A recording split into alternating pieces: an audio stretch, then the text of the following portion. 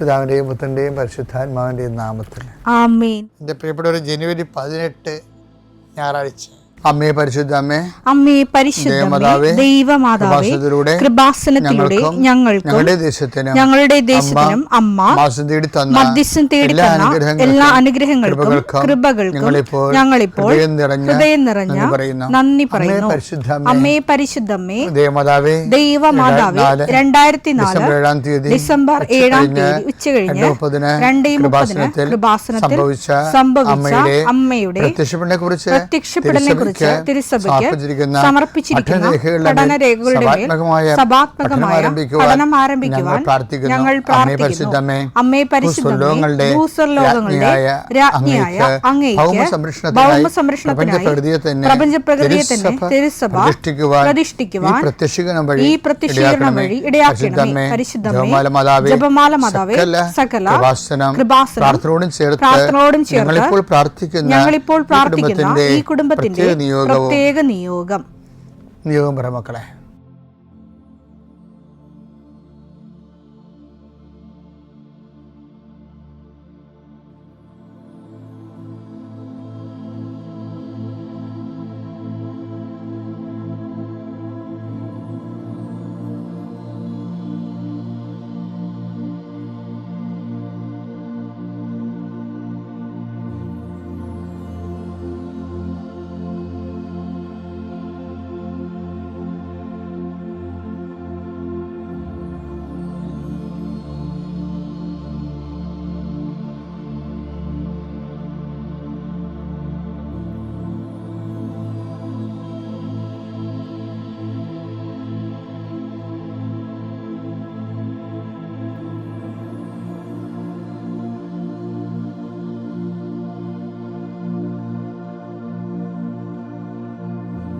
അമ്മയുടെ പ്രത്യക്ഷീകരണത്തിന്റെ ഈ അനുഗ്രഹവേളയിൽ ഞങ്ങൾക്ക് സാധിച്ചു തരുവാൻ കനിയണമേ. ആമേൻ. വിശ്വാസ പ്രമാണം.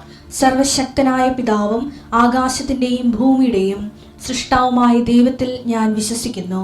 അവിടുത്തെ ഏകപുത്രനും ഞങ്ങളുടെ കർത്താവുമായ ഈശോ മിശിഹായിലും ഞാൻ വിശ്വസിക്കുന്നു. ഈ പുത്രൻ പരിശുദ്ധാത്മാവിനാൽ ഗർഭസ്ഥനായി കന്യകാമറിയത്തിൽ നിന്ന് പിറന്ന് പൊന്തിയോസ് പീലാത്തോസിന്റെ കാലത്ത് പീഡകൾ സഹിച്ച് കുരിശിൽ തറയ്ക്കപ്പെട്ട് മരിച്ച് അടക്കപ്പെട്ട് പാതാളങ്ങളിൽ ഇറങ്ങി മരിച്ചവരുടെ ഇടയിൽ നിന്ന് 3-ാം നാൾ ഉയർത്ത് സ്വർഗത്തിലേക്ക് എഴുന്നള്ളി സർവശക്തിയുള്ള പിതാവായ ദൈവത്തിന്റെ വലതുഭാഗത്തിരിക്കുന്നു. അവിടെ നിന്ന് ജീവിക്കുന്നവരെയും മരിച്ചവരെയും വിധിക്കുവാൻ വരുമെന്നും ഞാൻ വിശ്വസിക്കുന്നു. പരിശുദ്ധാത്മാവിലും ഞാൻ വിശ്വസിക്കുന്നു. വിശുദ്ധ കത്തോലിക്കാ സഭയിലും പുണ്യവാന്മാരുടെ ഐക്യത്തിലും പാപങ്ങളുടെ മോചനത്തിലും ശരീരത്തിന്റെ ഉയർപ്പിലും നിത്യമായ ജീവിതത്തിലും ഞാൻ വിശ്വസിക്കുന്നു. ആമേൻ. സുഖസ്ഥനായ ഞങ്ങളുടെ പിതാവേ, അങ്ങയുടെ നാമം പൂജിതമാകണമേ. അങ്ങയുടെ രാജ്യം വരണമേ.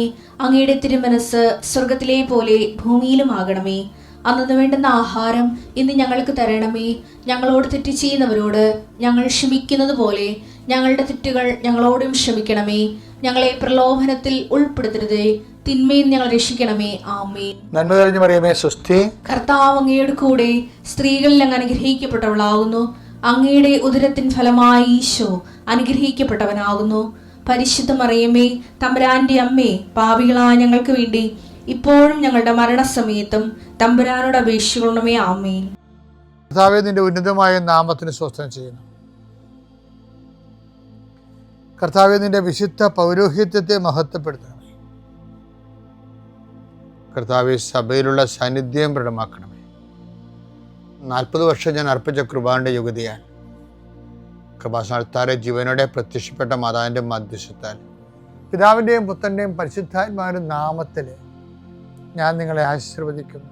കർത്താവേ, അങ്ങയുടെ മക്കളെ ഇന്ന് സഞ്ചരിക്കുന്ന ഓരോ വഴികളെ നീ ആശീർവദിക്കണമേ. കർത്താവേ, അങ്ങയുടെ മക്കള് ഇന്ന് കണ്ടുമുട്ടുന്ന ഓരോ വ്യക്തികളിലും കർത്താവിൻ്റെ ശക്തി നിറയട്ടെ. കർത്താവേ, അങ്ങയുടെ മക്കള് ഇന്ന് യാത്ര തിരിക്കുന്ന ലക്ഷ്യം വെക്കുന്ന ഓരോ ലക്ഷ്യങ്ങളും കർത്താവിൻ്റെ നാമത്തിൽ സാധിക്കുകയും അനുഗ്രഹം പ്രാപിക്കുകയും ചെയ്യട്ടെ. ഇന്നത്തെ ദിവസം സമർപ്പിച്ച് പ്രാർത്ഥിക്കുക. കണ്ടുമുട്ടാൻ പോകുന്ന വ്യക്തികളെ മനസ്സിൽ കാണുക, ചെയ്യാൻ പോകുന്ന കാര്യങ്ങളെ മനസ്സിൽ കാണുക. ആരുടെയെങ്കിലും തരത്തിലുള്ള നീരസമോ സങ്കടമോ അല്ലെങ്കിൽ ആരെങ്കിലും ഒരു ഭയമോ എന്തെങ്കിലും വിഷയങ്ങളുണ്ടെങ്കിൽ ആ മേഖലകളിലെല്ലാം പരിശുദ്ധമ്മ തൻ്റെ നീല മേലങ്കിയാൽ അങ്ങോട്ട് മക്കളെ പൊതിഞ്ഞ് പിടിക്കട്ടെ എന്ന് പ്രാർത്ഥിക്കുന്ന. ഇന്നത്തെ എല്ലാ ഉത്തരവാദിത്തങ്ങളും നിറവേറ്റിക്കൊണ്ട് നിങ്ങൾ രാത്രി തിരിച്ചു വരുമ്പോഴേ സമാധാനം നിങ്ങളുടെ ഹൃദയത്തിൽ ഉണ്ടാകാൻ ഇടയാക്കട്ടെ എന്ന് പ്രാർത്ഥിക്കുന്നു. നിത്യം പിതാവും പുത്രനും പരിശുദ്ധാത്മാവിനേക്കും ആമേൻ. അതിപ്പോൾ ഇവിടെ നമ്മൾ വായിക്കുന്നത് മർക്കോസിന്റെ സുവിശേഷമാണ് 6:45 വചനങ്ങൾ. താൻ ജനക്കൂട്ടത്തെ പിരിച്ചുവിടുമ്പോഴും കർത്താവ് നമ്മൾ ഇന്നലെ കണ്ട ഭാഗങ്ങളുടെ ബാക്കിയാണ്. അപ്പം വർദ്ധിപ്പിച്ചതിന് ശേഷം ജനക്കൂട്ടത്തെ പിരിച്ചുവിട്ടു. വഞ്ചിയിൽ കയറി തനിക്ക് മുമ്പേ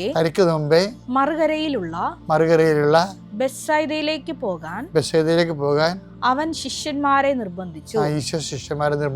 ആളുകളോട് യാത്ര പറഞ്ഞ ശേഷം ഭയങ്കര എനിക്കത് കേട്ടപ്പോൾ എനിക്ക് സന്തോഷം തോന്നി. കണ്ടാ, എന്തൊരു ആളുകളോട് യാത്ര പറഞ്ഞതിന് ശേഷം അവൻ പ്രാർത്ഥിക്കാൻ മലയിലേക്ക് പോയി. അത് ഞാൻ ഓരോ രാജ്യങ്ങളൊക്കെ പോയി ഈ സുവിശേഷ വേല ചെയ്യത്തില്ലേ. അപ്പം നമ്മളെ സ്ഥിരം സഹായിക്കണ കുറേ ആൾക്കാർ എപ്പോഴും ഉണ്ടാവും, എല്ലായിടത്തും ഉണ്ടാവേ. അപ്പം അവരൊക്കെ വിമാനത്താവളത്തിൽ പിരിയണ ഒരു അവസ്ഥ എന്ന് പറയുന്നത് ഒരു വല്ലാത്ത അവസ്ഥയാണ്. അവർക്കിങ്ങനെ അവസാനം വരെ ഇങ്ങനെ കെട്ടിപ്പിടിച്ച് നിൽക്കുക, അല്ലെങ്കിൽ കൈ കാണിച്ചുകൊണ്ട് നിൽക്കുക, നമ്മൾ പോയി മറയണവരെ. അപ്പം കർത്താവ് ഇവരെ ആളുകളോട് യാത്ര പറഞ്ഞതിന് ശേഷം എന്ന് പറഞ്ഞില്ലേ. അപ്പം യാത്ര പറയുന്ന ഒരു മാനുഷികതയാണത്. ശരിക്കും യാത്ര പറഞ്ഞതിന് ശേഷം എന്താ പറയണത്? അവൻ പ്രാർത്ഥിക്കാൻ മലയിലേക്ക് പോയി. വൈകുന്നേരമായപ്പോൾ വഞ്ചി നടുക്കടലിലായിരുന്നു. അവൻ തനിച്ച് കരയിലും അവർ വഞ്ചി തുഴഞ്ഞ് അവശരായി എന്ന്. ഓ, ഇതാണ് രസം. അവർ വഞ്ചി തുഴഞ്ഞ് അവശരായെന്ന് അവൻ മനസ്സിലാക്കി. കാരണം കാറ്റ് പ്രതികൂലമായിരുന്നു. അവന് കാര്യങ്ങളെല്ലാം മനസ്സിലാകുന്നുണ്ട്. നമുക്ക് നമ്മുടെ വള്ളത്തിനെതിരെ വരുന്ന കാറ്റ് പ്രതികൂലമാണെന്നും നമ്മൾ വഞ്ചി തുഴഞ്ഞ് തളരുന്നെന്നും അവരും മനസ്സിലാകുന്നുണ്ട്. രാത്രിയുടെ 4-ാം യാമത്തിൽ മനസ്സിലാകുന്നുണ്ടെങ്കിലും ചില ആൾക്കാർ പറയത്തില്ലേ, ഓ നമ്മളെന്ത് നിങ്ങൾ പ്രാർത്ഥിക്കുന്നില്ലേ? ഓ ഞാൻ പ്രാർത്ഥിക്കുന്നുണ്ട്, നമ്മുടെ കാര്യങ്ങളെല്ലാം ദൈവത്തിന് അറിയാലും. ഇങ്ങനെ കുറേ പിശാചുക്കളുണ്ട്. നമ്മുടെ കാര്യങ്ങളെല്ലാം ദൈവത്തിന് അറിയാമല്ലോ. അത് പ്രാർത്ഥിക്കാതിരിക്കുക. അവർക്ക് പ്രാർത്ഥിക്കാനുള്ള കൃപയില്ല, വരമില്ല. പ്രാർത്ഥിക്കാൻ ആവശ്യം വിശ്വാസമില്ല. പ്രാർത്ഥിച്ച് പലപ്പോഴും പണിമേടിച്ചിരിക്കുന്ന ആൾക്കാരാണ്. എന്താ കാര്യം? വെടിപ്പും മെനയല്ലാത്ത ജീവിതം കാരണം പ്രാർത്ഥിച്ച് പണിമേടിക്കുന്ന ആൾക്കാരാണ്.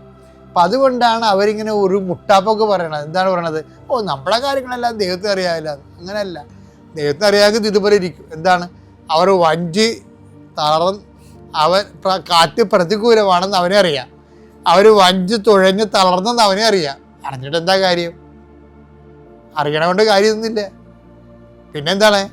പിന്നെന്താണ് ഇവരുടെ റെസ്പോൺസ് ഇല്ലാത്തുള്ള കാലം നമ്മുടെ അറിവുകൾക്ക് വലിയ കർത്താവിൻ്റെ അറിവിന് വലിയ പ്രാധാന്യമില്ല. ഇവിടെ എന്താണ് ഇവരുടെ അതായത് അവൻ കടലിൻ്റെ മീതെ അവൻ എന്ത് മെഷർമെൻറ്റും എടുക്കുകയെ. അവൻ നമ്മളെ രക്ഷിക്കാൻ വേണ്ടി മരിക്കാമെന്ന ആളാണ്. അപ്പം അവൻ എന്ത് അറ്റകൈ എടുക്കും? അവൻ അറ്റകൈ എടുക്കുകയാണ്. കടലിന് മീതെ നടന്നു വന്നാണെങ്കിലും രക്ഷിക്കാൻ അവൻ തയ്യാറാണ്. പക്ഷേ നമ്മുടെ ഭാഗത്തു നിന്ന് ഒരു ഇൻവെസ്റ്റ്മെൻറ്റ് ഉണ്ടാകണം അതിന്. അതാ നിർബന്ധം. എന്താ? അവൻ കടലിന് മീതെ നടന്നു വന്നെങ്കിലും അവനെന്താ ചെയ്യണത്? നേരെ വന്ന് വള്ളത്തേക്കറിയിലേക്കാണത്. അവരെ മൈൻഡ് ചെയ്യാതെ കടന്നു പോകാൻ ഭാവിച്ചെന്ന്. അതാണ് ഏറ്റവും വലിയ രസം. ദൈവം ഇങ്ങനെ നമ്മളെ കടന്നു പോകാൻ ഭാവിക്കും. എന്തിനാണ്? അത് പറ്റിപ്പല്ല. ശരിക്കും പറഞ്ഞാൽ നമ്മുടെ ഭാഗത്തുനിന്ന് അവൻ കടലിന് മീതെ നടക്കുന്നത് കണ്ട് അതൊരു ഭൂതമായിരിക്കും വിചാരിച്ച് അവർ നിലവിളിച്ചു. അവരെല്ലാവരും അവനെ കണ്ട് പരിഭ്രമിച്ചു പോയി. അപ്പൊ ഇതെന്ത് സംഭവിച്ചു കഴിഞ്ഞാല് ഇവർക്ക് അവര് വഞ്ചി തുഴഞ്ഞ് തളരുകയാണ്. അതിനിടയ്ക്ക് എന്താണ് കടലിലെ മീതെ കൂടി ഒരു ഭൂതം കൂടി പോവുകയാണ്. അപ്പോൾ ഇരട്ടി പ്രശ്നമായി. അതൊരു അവർക്ക് ഒരു റെസ്പോൺസ്, ഒരു വികാര വിക്ഷോഭമായ റെസ്പോൺസ് ഉണ്ടായി. എന്താണ്? അവർ നിലവിളിച്ചു വന്ന്. അപ്പോൾ ഇത് നമ്മുടെ ആത്മീയ ജീവിതത്തിൽ ഉണ്ടാവും. അതായത് നമ്മുടെ പ്രാർത്ഥനകൾ ഉണ്ടെങ്കിലും ചിലപ്പോൾ കാര്യങ്ങൾ കുറച്ചുകൂടി മോശമായിട്ട് വരും. അപ്പം നമ്മൾ കർത്താവിൻ്റെ മുമ്പിൽ കരഞ്ഞ് നിലവിളിക്കണം. അത് നമ്മുടെ ഇൻവെസ്റ്റ്മെൻറ്റ്, നമ്മുടെ ഭാഗത്തു നിന്ന് വിശ്വാസപരമായ റെസ്പോൺസാണ് വിഷയം. അവർ നിലവിളിച്ചു. എന്തിനാണെന്നറിയാവോ? അവരുടെ ഇങ്ങനെ നിലവിളിക്കുന്ന സിറ്റുവേഷനിലേക്ക് നമ്മളെ കൊണ്ടുവരുന്നതിൻ്റെ പിന്നിൽ ഒരു പെഡഗോജി ഉണ്ട്. എന്താണ്? ഒരു ടീച്ചിങ് മെത്തേഡുണ്ട്. എന്താ പറയണത്? അവൻ വഞ്ചിയിൽ കയറി അപ്പോൾ കാറ്റ് ശമിച്ചു. അതാ വിഷയം. അവൻ വഞ്ചിയിൽ കയറിയപ്പോൾ ഓട്ടോമാറ്റിക്കായിട്ട് സംഭവിക്കുന്നത് എന്താണ്? കാറ്റ് ശമിക്കണം. കർത്താവ്, അതായത് കാറ്റ് ശമിപ്പിക്കുക അല്ല പ്രശ്നം. അവന് വഞ്ചിയിൽ കയറുമ്പോൾ സംഭവിക്കുന്ന കാര്യമാണ് കാറ്റ് ശമിക്കണത്. അല്ല കാറ്റ് ശമിപ്പിക്കണേ പറഞ്ഞാൽ കിടന്ന് കാറിട്ട് കാര്യമില്ല. കടം മാറണേ, രോഗം മാറുമെന്ന് കിടന്ന് കാറിട്ട് കാര്യമില്ല. അവന് വഞ്ചി കയറ്റണതാണ് അതിൻ്റെ തന്ത്രമെന്ന് പറയുന്നത്. അതിൻ്റെ അകത്തുള്ള അതാണ് നമ്മുടെ ജീവിതത്തിലേക്ക് ദൈവത്തിന് ഒരു സ്ഥാനം ഉറപ്പിച്ച് ദൈവത്തിൻ്റെ കൂടെ യാത്ര ചെയ്യാൻ പറ്റുന്ന ഒരു സിറ്റുവേഷൻ ക്രിയേറ്റ് ചെയ്യണം. അല്ലാതെ കാറ്റാണേ മുങ്ങുകയോ പറഞ്ഞ് കാറുകയോ, രോഗമാണേ കടവാണെന്ന് പറഞ്ഞ് പിടക്കുകയൊരു കാര്യമില്ല. ജീവിതത്തിൽ യേശുവിനെ നിൻ്റെ കുടുംബത്തോണി കയറ്റാൻ വേണ്ടി നോക്കുക. അതാണ് ഉടമ്പടിയുടെ ഏറ്റവും വലിയ വിജയമെന്ന് പറയുന്നത്.